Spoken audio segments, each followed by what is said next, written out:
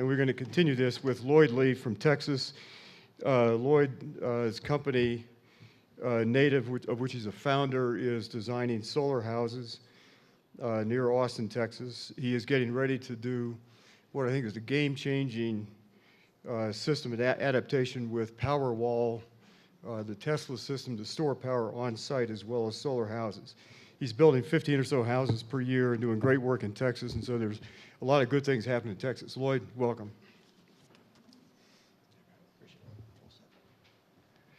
Thank you, David. I want to thank my solar buddy, Jeff Greenfield, for turning me on to this event. It's a really cool event. I'm enjoying myself so far. And for Chip for inviting me to come out and share with what we've been up to in Texas.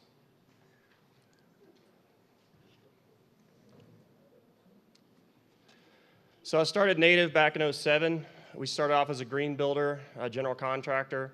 We also did a lot of in-house things that we, in later years, realized we were kind of spreading ourselves a little bit too far. We did our own in-house home design, as well as several contracting items like solar, geothermal, rainwater collection, and wind power.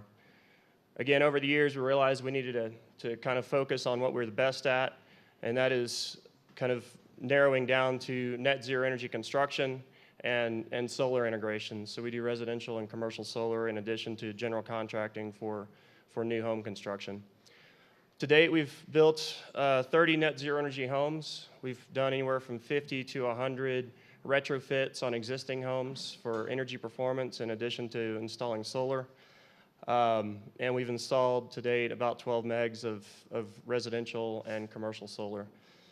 One comment I want to make, it was brought up by the panel, which I couldn't agree with more, is that there's really no such thing as a net zero energy home. There's net zero energy capable homes, but it's really up to the occupant to make sure that home performs like it was designed to perform, just based on their habits. And I've got a couple of slides to talk about that, some case study examples. So in the work that we've done with architects, since we've kind of taken that out of our scope, we've done some really neat projects that have won us some awards here recently. We got a Green Builder, Green Home of the Year award last year. Fine Home Building gave us an award for a project which I'm going to share with you last year. And then Austin Business Journal named us Green Builder of the Year earlier this year locally there in Austin. I want to talk a little bit about, I know there's a presentation about this tomorrow, about the close correlation between energy and water. This happens everywhere, but this study was done by UT a few years ago, so this is relevant for our state. We use about 157 billion gallons of water every year to generate electricity, and that generates about 400 terawatt hours of electricity. That's enough water for 3 million people. Using an average amount of water on a daily basis. So as we increase our population in Texas, it would be nice to have access to some of this water. And then on the energy side, we use almost 5 terawatt hours of electricity to move that water to wherever it's going. That's a combination of fresh water and wastewater. And that's enough energy to power roughly 100,000 homes for a year. So it's a pretty staggering amount of energy and water that get used in connection with each other.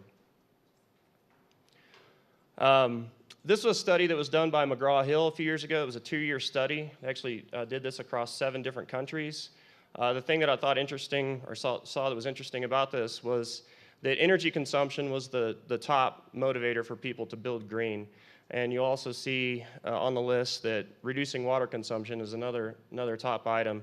And over the 2 years that they studied it, water consumption jumped up pretty rapidly compared to some of the other categories. And looking at this by country, number 1 and number 2, pretty much across the board, with a few exceptions, are energy consumption and reducing water consumption. So again, a very tight correlation, the reason why people are motivated to build this way. So what is net zero energy? This is a simple graphic to just give you some perspective of what we're talking about.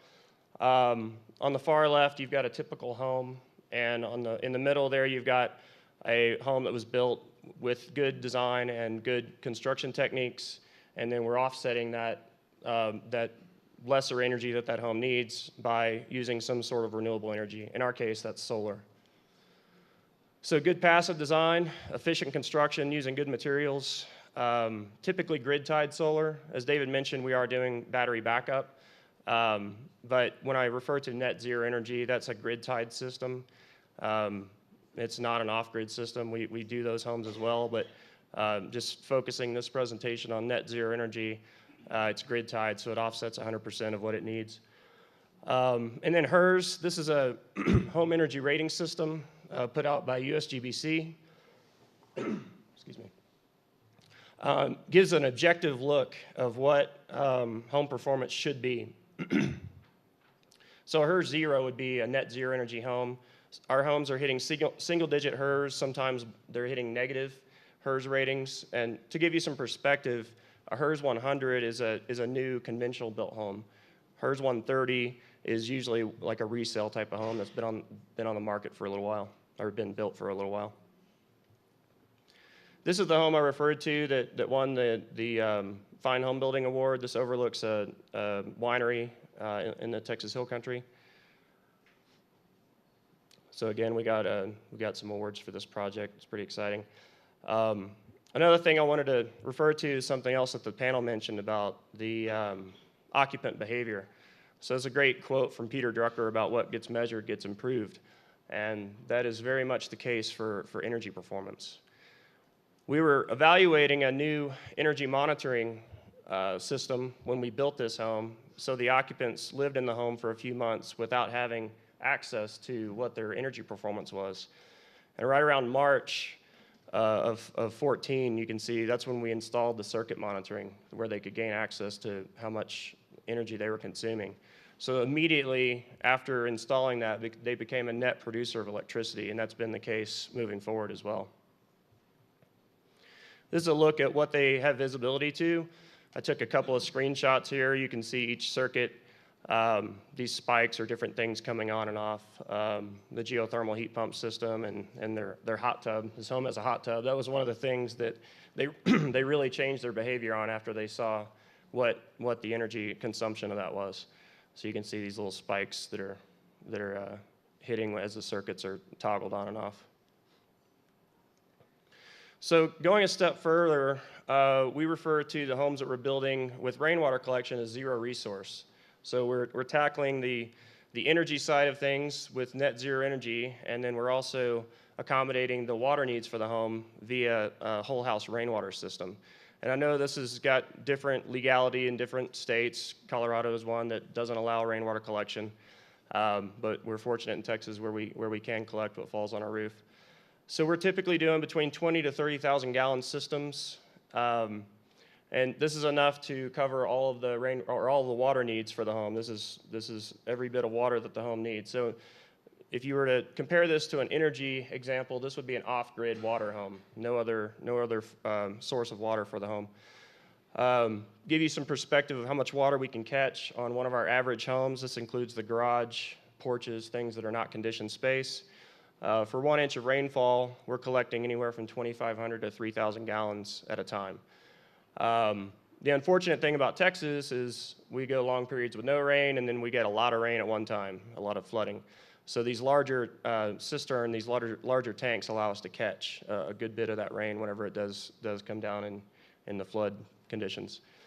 And then most of the projects where we're doing large rainwater systems like this also take care of on-site septic, so there's no wastewater, utility wastewater as well.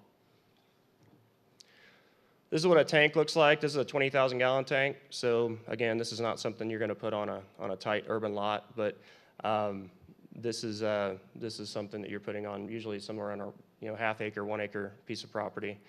You can see the pipe to the right, that's the inlet to the tank. As long as that's below the gutter line, gravity does its job and fills the tank. And then the pipe that's kind of on the foreground there, that's the overflow for when the tank gets too much water in it.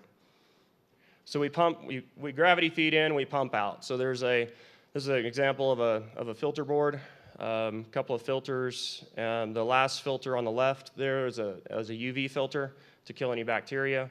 The other two filters are cartridge filters of different micron sizes, and then you have a pressure pump and a pressure tank and a pump. So we're pumping at city water pressure. It's basically the same type of setup as a well. We're fortunate to have some clients that are data geeks like I am. This guy collected 4.5 years worth of rainwater data, and on a monthly basis. You can see this is a 30,000 gallon system. Over a couple of years of record drought that we had in Texas, his system only a few times dipped below 20,000 gallons of storage capacity. And in talking to him, that was basically him purposely doing that because he's watching the forecast. You can see the spikes whenever it went right back up after dipping down. He saw that rain was headed our way, so he turned on all the sprinklers, and his wife took long showers. So it's a very reliable source of water is what I hope to show by sharing this with you. I also like to share a financial analysis. Everybody has this assumption that this is extremely expensive to do. Here's an example of a 2,000 square foot home, 30-year mortgage at 3.5% interest, conventional custom home built at $160 a foot, with utilities of $200 a month and then water of $100 a month with 3.5% escalators. And then a zero resource home at $390 sales price after you apply a solar tax credit. So as you can see, the inflection point on a monthly basis is somewhere around the 7-year mark with the escalation of energy and water costs. We build for, it was yesterday a lot of talk about conservative folks, Republicans, and we build for everyone. We build for ex-oil executives. We've actually built a lot of homes for people that are leaving the oil industry. Young folks that learn about this in school, as well as just folks that are retiring and want to fix their cost of living and know what they're spending on a monthly basis. So in this example, you're basically mortgaging your cost of living on a monthly basis instead of it varying depending on different conditions. So the next evolution for my company, we've kind of proven the concept of what we're doing on both the custom home level and we've done a few single spec homes, onesie-twosie type of spec homes that we've built and sold. We've confirmed the market response to what we're doing, at least locally. Overcoming property valuation. This is a little bit of a challenge depending on where the home may be built, but this is the same no matter what you're building, depending on the location of where you build it. Lender hesitation, particularly with rainwater collection. In the early days, that was a big problem for us, or for our clients, getting competitive rate loans for their rainwater homes because people didn't really understand it. That slide I showed you where the guy spent 4.5 years in record drought, that's been shared with many a mortgage broker. So we have overcome that mostly. We still bump into this every once in a while depending on the location that we're building and the lender that we may be working with. So our next move, we want to build zero resource communities. So we're actively looking for land right now and people to engage with to help us fund projects like this at a larger scope. When I say larger scope, we're talking 10 to 20 home type of range, and then eventually joining forces with other green builder friends that we have in the local area to maybe do this on a larger scale someday.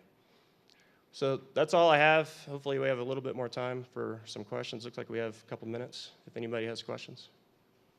Yes, sir. Have you looked into doing DC homes? We have not. One of the things that we've kind of as a company decided to do is try to build things that are as conventional as possible. What I mean by that is we've done some projects that are like straw bale type of construction, but we typically like to try to use materials that people are more familiar with, appliances that people are more familiar with, things that are more market ready. So that's the reason that we have not gone there yet. That would be a great off-grid application, I think, if you were going to. Pushing sort of hard. Sorry? So you're pushing sort of hard. Sort of hard, yeah. Sort of hard. That's right. Well, we're pushing in a way that we feel it's the most scalable way. So. DC is so close with developments of battery walls, et cetera, like that. Mm-hmm. DC is it's a ripe opportunity. We're trying to do a commercial building here in Denver, and we would love to to work on both sides of the ledger, on the residential and on the commercial side, because the potential we perceive is enormous. Yeah, I'm not familiar with any big box type of not necessarily lighting, but particularly appliance type manufacturers that have really gone far into that. Yeah, so then we're going for what we see as the most scalable solution right now. Hey, Lloyd, I've had the chance to visit some of your houses in Austin, and fantastic stuff. So keep up the good work. On the project, the next step to do small communities, what's the scale of the return? Are you looking for long-term debt or an equity partner? How do people get in touch with you about those opportunities? Yeah, so you can catch me here. Our website's buildnative.com if you'd like to see it. I showed you one project example, but we've got a really good portfolio on the website, buildnative.com. But we're looking for both. We're looking for, depending on the way that we engage with an investor, either equity partner or depends on what their appetite is, if it's short-term return, to develop the land infrastructure, and then as lots sell, get their return that way. Lloyd, hi. Bob Goff, Intertribal Council on Utility Policy. Happy to work with a Native company. We are looking at cluster homes, straw bale homes off the grid. But one of the issues that I've been looking at is that you can do the water collection, but oftentimes you run into, you can't bring it into the house. It's got to be used outside. It's a gray water use. Mm-hmm. It's not water legally importable into a building. Mm-hmm. How are you handling that as a next step?